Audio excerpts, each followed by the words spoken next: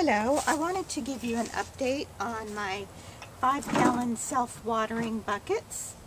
I've changed a couple things around and wanted to show you what I did. These are the tools that I use. I have a tape measure, a hacksaw, a Sharpie, 2 drill bits. This is an 11/32, and I believe this is a half or around there. Just one larger and one smaller. And then I have these circle attachments that go on my drill. And these are really neat. That just fits in like this. And then there's a huge bolt here that you screw on.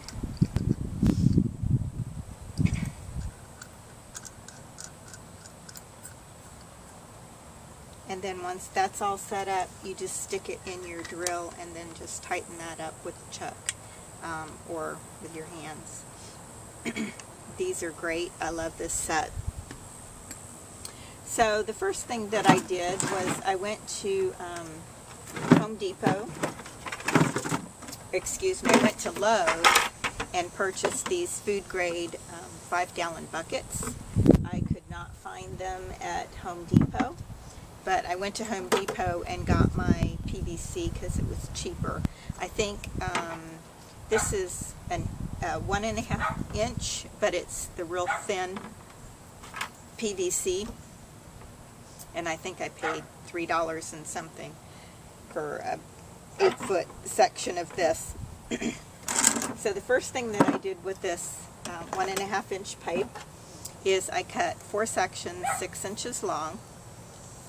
Then I took my larger drill bit and I drilled holes, and these will help keep this top bucket up out of the water and give you a reservoir for water. And I drilled holes so that when the water is in there, these pipes aren't taking up a whole lot of room.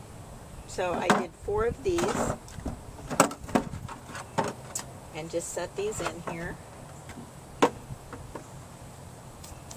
And then I used my 2-inch circle cutter and cut a hole in the bottom of the top bucket. And then out of the 1.5 inch pipe, I cut a 12-inch section, and I used the smaller drill bit and drilled a whole bunch of holes in this pipe, because this is going to be the wicking mechanism to get the water from the bottom bucket to the top bucket. And this will be filled with dirt. I put a cap on the bottom so the dirt doesn't fall out. I also drilled holes, smaller holes on the bottom of the top bucket in case it rains, which we got 3 weeks of steady rain.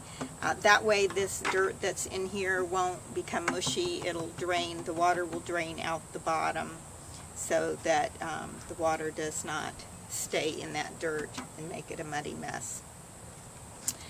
The next thing that I did was I took a piece of, this is 1-inch PVC, and I drilled a hole in the bottom here, and this is going to be used for filling it with water, and I'll show you that in a minute.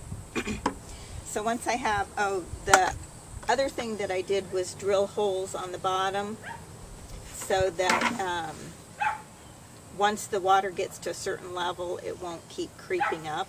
It'll drain on those side holes. So these holes, I believe, are 5.5 inches. 5.5 inches up. So these pipes are actually 6 inches, and these holes are 5.5. So it won't get, the water level won't get up to the bottom of this bucket. So I put those 4 posts in there.